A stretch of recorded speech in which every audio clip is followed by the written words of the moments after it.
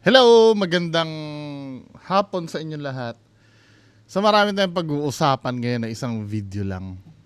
Ah, kilala niyo si Jella Alonte, yung girlfriend ni River Joseph ito.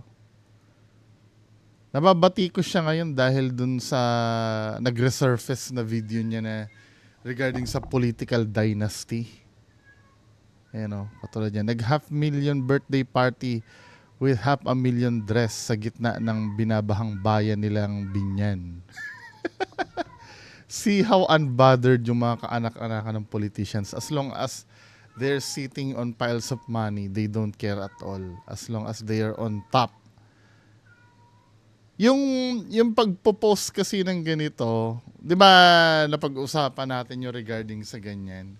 Wala namang masama diyan eh. Kaya lang syempre, iniisip mo rin dapat yung kalagayan mo. Mamaya pag-usapan natin 'to mamaya. Kasi ito si Jella Alonte ay umaani ng batikos, no. Panoorin nga natin 'to. Yung kay Jella Alonte. Wait lang ha. English kasi ito eh. Jella Alonte.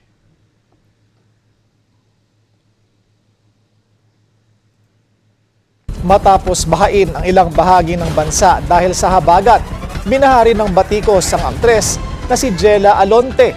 Viral siya ngayon dahil sa pagiging tikom sa usaping political dynasty na kinabibilangan mismo ng kanyang pamilya. Narito ang agenda report ni Joash Malimban. Umani ng batiko sa social media ang celebrity na si Jella Alonte matapos muling mag-viral ang isang video noong nakaraang taon patungkol sa saloobin niya sa mga political dynasty. What are your thoughts about political dynasties here in the Philippines? Paano ba yan? Nasa political dynasty yung pamilya ko. Ay, controversial. Anak si Jella ni Binyan City, Laguna Mayor Angelo Jel Alonte, ang kapatid ni former Deputy Speaker and Binyan Mayor Marlene Len Alonte Nagiyat, at ika-4 na anak ng unang Alonteng namuno sa Binyan noong 1987, ang kontrobersyal na si former Mayor Bayani Alonte. What do you mean controversial? Sa isang post sa X, sinagot ni Jella ang muling lumutang na video. Aniya, there's a difference between pulling others down and calling them out. Dagdag pa niya, nobody's perfect at nagkamali raw siya sa kung paano niya sinagot ang tanong. Pero imbis na tanggapin ng netizens, muli na naman itong umani ng mga negatibong reaksyon. Medyo medyo maangas. Medyo palaban din kasi yung yung post niya. Actually, dapat din niya na nga lang pinansin. Mas maganda eh. Rule number 1, kung hindi mo alam sagutin yung issue, wag mong pansinin. Or wag kang dumaldal ng hindi pinag-iisipan. Kasi, lalo na't ganyan, no? Yan din kasi ang pressure pagka nasa pamilya ka ng ganyan. Karamihan ng mga komento patungkol sa tila Ayusin muna ng pamilya mo ang hinaing namin, mga taga-Binyan, na ilang taon nakaupo pero walang pagbabago na gaganap. Hindi ko nga ramdam na may mayor kami.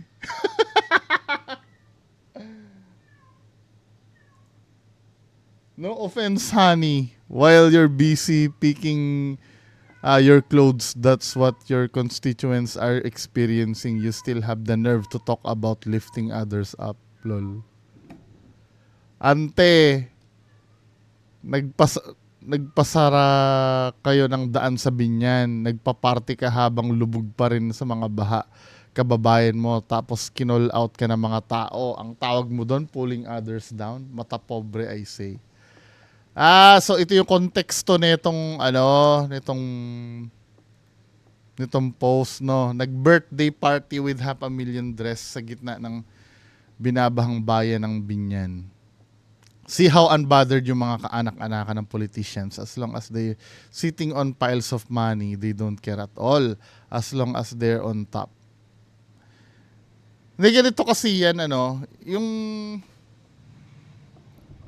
ito rin kasi yung yung yes, kapag kabilang ka sa pamilya ng politicians.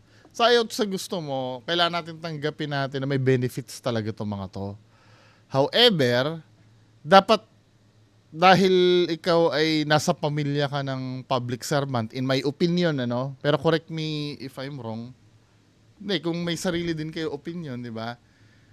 Dapat limitado din ang pagpe-flex mo eh. Kasi magiging issue talaga yan.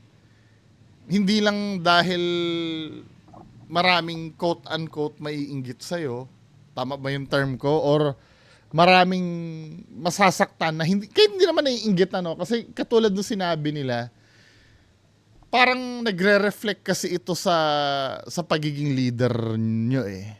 'Di ba, supposed to be kapag ikaw ay namumuno sa isang bayan at yung bayan mo ay naghihirap.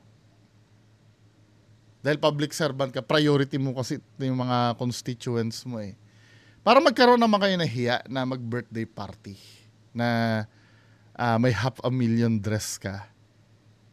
Hindi ba naiisip ng magulang mo yon na nakakahiya naman to yung mga kababayan ko na pinaglilingkuran ko, halos magutom na sa baha or wala nang ikinabuboy dahil sa baha tapos magaganito pa kami. Ibang-iba ito kasi sa mayaman na wala namang kinalaman sa paglilingkod sa publiko. May tawag dito, nakalimutan ko na yung right term pero dapat dapuan ka ng hiya, di ba? Mag-birthday pa ba ako? Nakakahiya naman yung mga kasamahan. Although na hindi ka naman obligado, actually hindi naman labag sa batas ito. Yang ganyan. Kaya lang syempre, para iwas na lang sa controversy, or kung gaganapin man yan, private nyo na lang. Gumawa kayo ng paraan na hindi mapapan. Pero, imposible, celebrity kasi ito eh. Diba? Now, doon sa issue naman ng political dynasty. Komplikado kasi yung topic na yun eh. Hindi kayo ba, pabor ba kayo sa political dynasty? Sa akin kasi, paano ba sabi? Hindi naman sa may time kasi na talaga namang effective yung yung pagkakaroon ng iisang lahi yung humahawak, at meron namang time na hindi na maganda ang nangyayari. 'Di ba? Katulad nung sa Makati na napansin ko yung mga Binay, nakakahiya din yung nag-aaway-away sila, yung magkakapatid. Dahil sa power. No? Pero at the end of the day, kung tungkol sa pagkakaroon ng political dynasties ang responsibility ng pagkakaroon ng ganyan sa kamay din ng mga botante eh. 'Di ba? Tingin ko ang hindi problema dito ang pagkakaroon ng political dynasty eh. Ang problema dito yung mentality ng mga botante. Yung alam mo yon, yung basta kaapelyido nung dating namuno, iboboto natin. Dahil syempre siguro iniisip nila, ay may experience na to. Kahit na anak niya yung tatakbo, di ba? Parang dito kasi sa Pilipinas, uso yung namamana yung kasikatan eh. Di ba? Sa pag-aartista. Namamana din ang pag-aartista kapag ka-artista ang tatay, magiging artista yung anak, and so on. Nagiging lahi eh. Ganon din sa politics, pagka politician yung tatay, mataas ang chance na mag-politician din ang anak, di ba? Feeling ko nasa botante din eh. Tumutol man ako o hindi, kung gusto rin ng tao na iboto yung mga magkakaapelyido, wala din, di ba? Now, kung magkakaroon ng batas dyan, hindi ko alam kung paanong rule ang gagawin nila dyan para maiwasan yung ganyan. Pero, for now, kung gusto nyo ma-fix yung problem sa political dynasty, sa mga botante, dapat ang pagpukusan na i-educate. Diba? Ano yung mga implikasyon? Ano yung hainan nyo na magandang argumento? Kasi sa akin, iniisip ko din naman, may mga time kasi, hindi dito sa Binyan maybe sa ibang lugar, may kakalaban sa sa isang politician. Alam mo 'yon, tapos wala din namang alam yung kakalaban. Parang wala din, 'di ba? Parang iboboto mo lang para maiba lang. Kahit wala namang malinaw na plataporma. Yung wala lang, maiba lang or nadaan lang sa pagiging utak teleserye na pagbabago.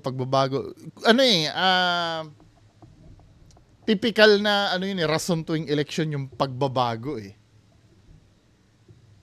Komplikado din sagutin. Gusto ko mapakinggan yung opinion nyo regarding dyan. At kung halimbawa, kung kayo ay kukontra sa political dynasty, ano yung mga rule na dapat gawin? Ano yan? Pag may dalawang tatakbo na magkamag-anak, dapat bawal? Kasi sometimes, mayor yung lalaki, tapos asawa niya yung vice mayor. Tapos yung mga anak niya konsehal. Akala mo kaharian eh.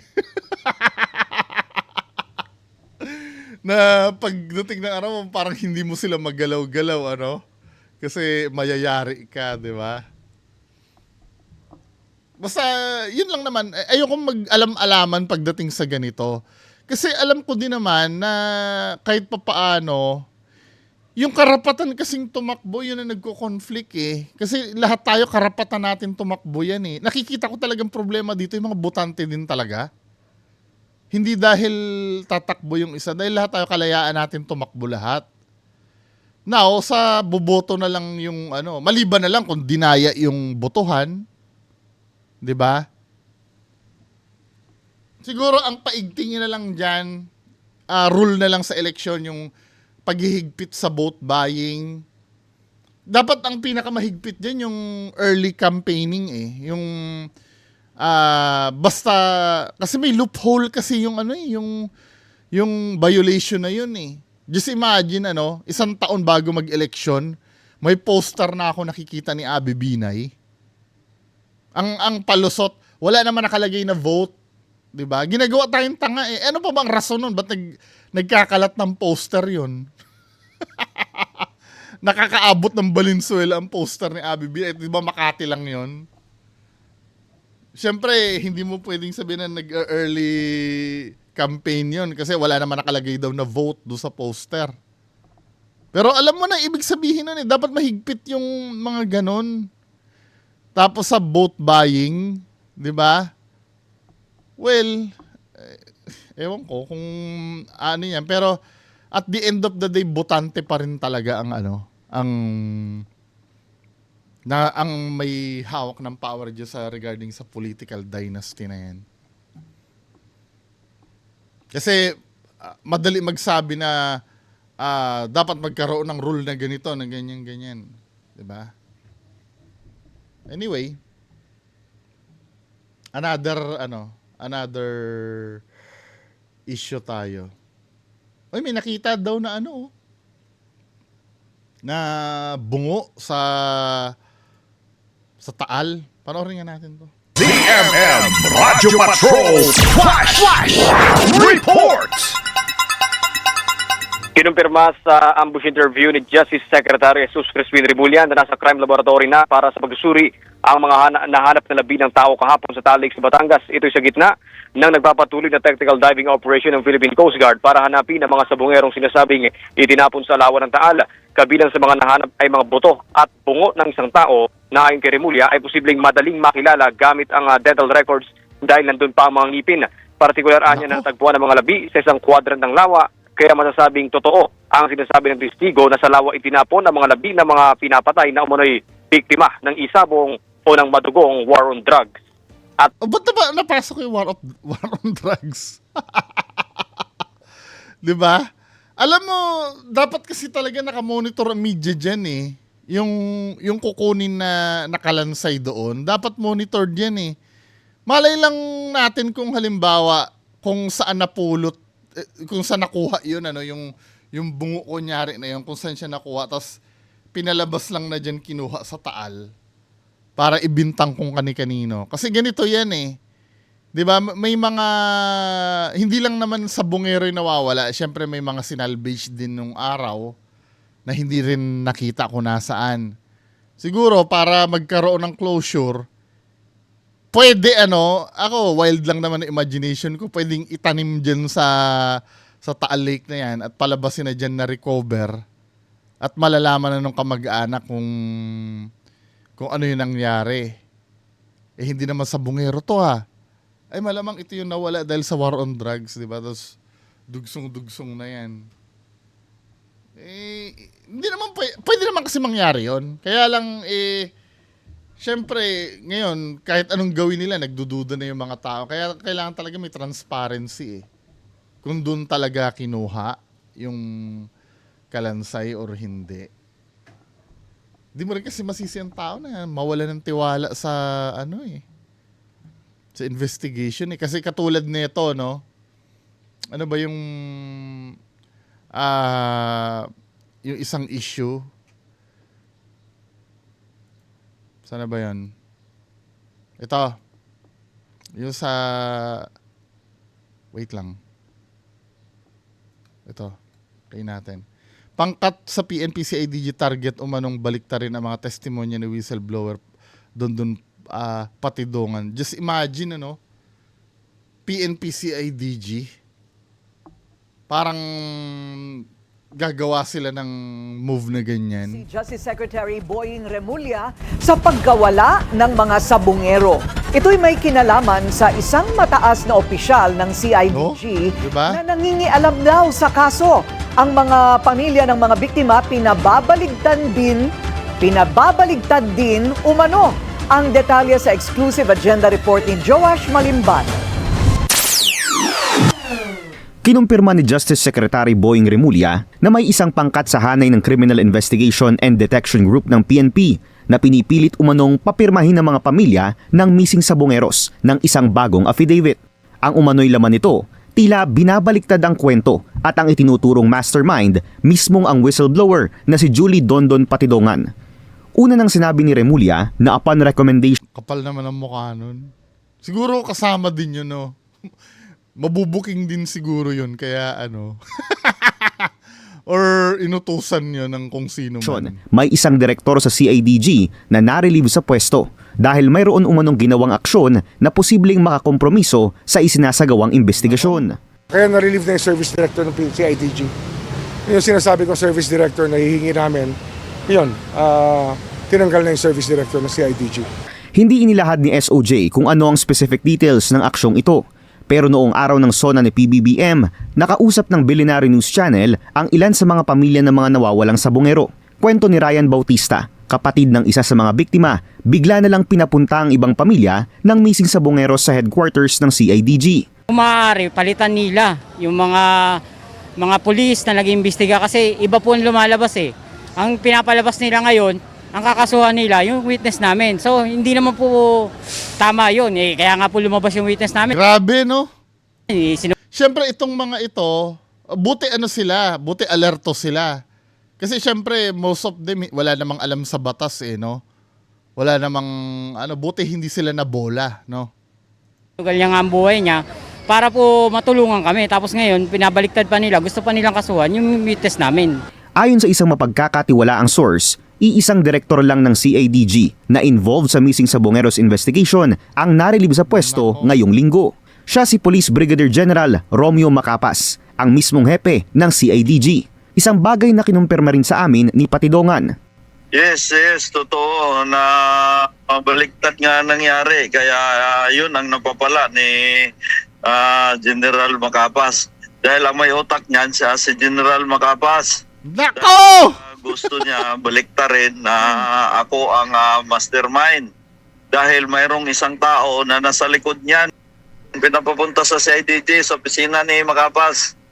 At alam mayroong isa doon na umatin at sinabi talaga na binabaliktad ang desisyon na ako ang mastermind.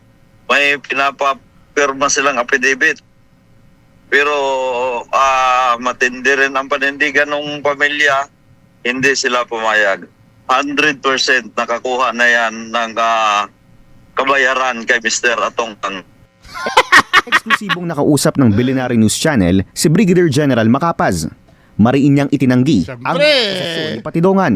Siyempre, tatanggi niya yan. Alam ka, aminin niya yun, di ba? Niya, matinding paninira lang umano ito at mismo sa Patidongan daw ang maraming tinatago. As usual, di ba? Katotohanan yun, sir. Walang katotohanan at I am vehemently denying kung anong sinasabi nila against me. Una, hindi ako na-relieve dahil sa kung anong dahilan. Ako mismo ang nagkiusap na ilipat ako dahil hindi ko na magamit. Ito yung sinasabi ni Tulpo. May reaction video ako dyan kahapon kaya lang hindi ko ipapublish kasi nga putol. Ito yan kahapon, ito kasi na-publish ito ni Tulfo, Ramon Tulfo. Hindi na ewan ko, nung binabalikan ko na yung link, putol na I mean, broken na yung link nito Nakalagay dito parang lokohan ng investigasyon sa kaso ng mga nawawalang sabongero Nakausap ko si Julie Patidungan alias Totoy ngayon lang at nagpahayag siya ng panlulumo sa takbo ng kaso. Si alias Totoy ay dating taon ng bilyonaryong si Atong Ang at principal witness sa pagkawala ng mga sabongero. Sinabi niya na sinibak nga si Brigadier General Romeo Macapas bilang chief ng CIDG pero binigyan naman ng magandang pwesto. Pinapasibak ni Secretary Boying Rimulya si Macapas. Hindi ko na mabasa yung kasi nga galing ito sa reaction video ko na hindi ko natapos kahapon. Ano pa ba to? Ayan pinapasibak ni Justice Secretary Boying Rimulya si Macapas sa CIDG dahil daw sa kahina-hinalang kilos ng Police General sa pag-iimbestiga ng kaso. Nasa Police Regional Office 12 si Macapas ngayon bilang hepe nito. Ang sakop ng Region 12 ay lalawigan ng North. Nilipat lang Pero pinapasibak siya ni Boying Rimulya. Bakit hindi masibak? Hindi, ganun yata naman talaga sibak Pag sibak kasi, hindi naman talagang aalisin ka sa pwesto, kumbaga ililipat ka lang. 'Di ba? Pero dito, I am vehemently denying kung anong sinasabi nila against me. Una, hindi ako na-relieve dahil sa kung anong dahilan. Ako mismo ang nagkiusap na ilipat ako dahil hindi ko na magamit yung posisyon bilang CIDG Director. Dahil hindi na ako mapopromote. 10 months na lang ako. Alam natin lahat tayo naghahanap ng hustisya. Pero kung ang hustisya ay piliin lang natin, mahirap din siguro. Dahil hindi pa ako nasisira sa trabaho. Hindi ako nasisilaw sa pera. Sa isang mensahe sa Billionaire News Channel ngayong araw, demanda mo si sinabi ng mga pamilya ng missing sabongeros na tila bumagal at nag-iba umano ang direksyon ng investigasyon sa ilalim ng pamumuno ni former CIDG Chief Macapaz. At gumagana na yung galamay pasalamat umano sila kina SOJ Rimulya at PNP Chief General Nicolas Torre dahil sa agarang aksyon patungkol dito. Samantala, kinumpirma rin ni SOJ Rimulya na may nakita na muling labi ng tao sa pagbabalik ng search and retrieval operation sa Taal Lake. Kasama sa mga umano'y butong na recover ang isang bungo ng tao. May ngipin na kasama. So ito na yan. Ito na yung lower jaw. Nako, grabe. Ganyan talaga sa Pilipinas May oras pa ba tayo? Last! Ito naman yung regarding doon sa... Ito, yung na-capture na congressman na nag-iisabong. Ang gumawa sa akin sino nag-video at gumawa ng fake news na ako'y nanonood o online sabong. Nabubulol si Kuya, nabubulol! Kung sino man ang gumawa sa akin noon, nag-video, ako ay nanonood o nag-iisabong. Di ba? Yun, kung sino man ang gumawa sa akin noon, sino nag-video at gumawa ng fake news na ako'y nanonood o online sabong, hindi ko alam kung anong iyong motibo. Pero tapos nito, ako pinaliwanag ko lang yung party ko. Kung ano man ang motibo mo, pinatatawad na kita. Ang akin lamang masasabi, huwag mo nang uulitin dahil baka sa susunod makakulong ka na. Bakit patatawarin mo? May kasalanan ba yon?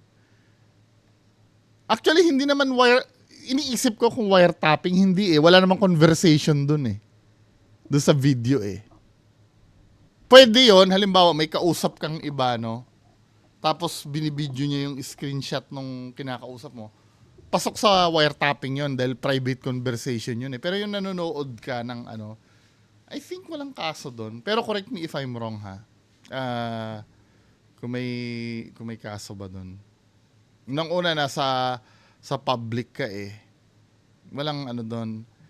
Now, meron pang isa dito na video regarding doon. Ito ay sa News 5 naman regarding kay Congressman. Party list pala ito, no? Anong party list si Kuya? Ko naman, ano ba naman ang party list? AGAP party list representative. Kakahiya, min. Ano tong sasabihin dito?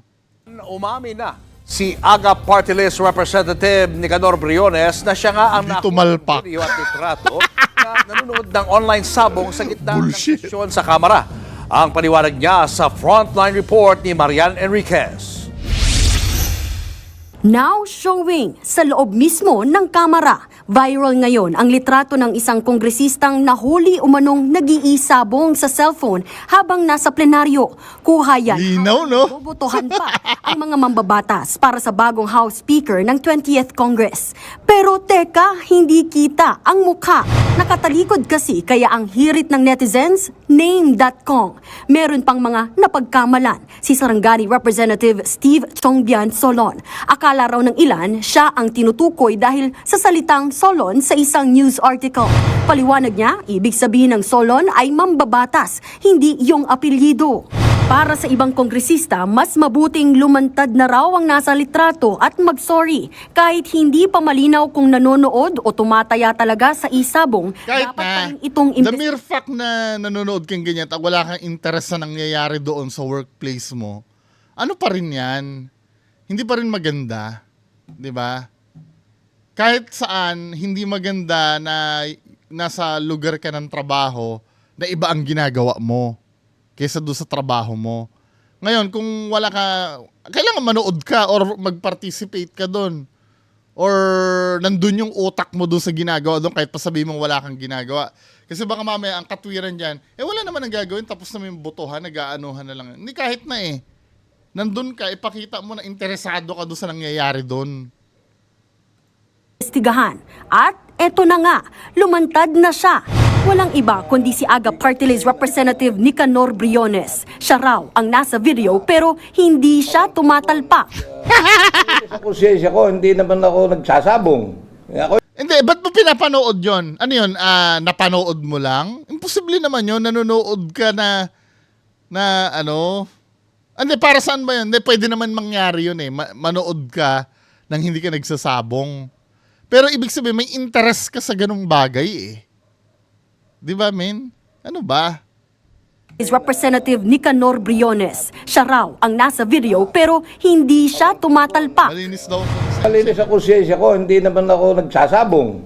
Ako hindi mo ako makikita sa kahit sa sabungan. Meron lang nag-message sa akin yung pamangkin ko na gustong mag-invite ng traditional na sabong. Hindi naman ako nagsasabong. At kung meron man tayong hindi nagandahan, humingi tayo ng pasensya. Okay na yun. Nauna naman ng sinabi ni ACT Teachers Party List Representative Antonio Tino, hindi excuse na naglilibang lang kaya nanonood ng isabong sa loob mismo ng Kamara.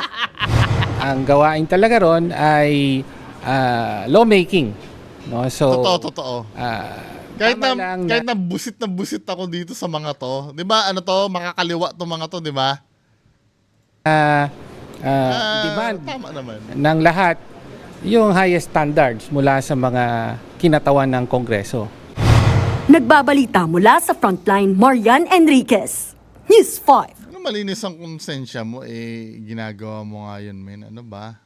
Si Sir naman Ano naman ang, kung ano-anong mga pinagsasabi. Anyway, yan lang po ang mapag-uusapan natin ngayong hapon. Magandang hapon po sa inyong lahat. Bye-bye!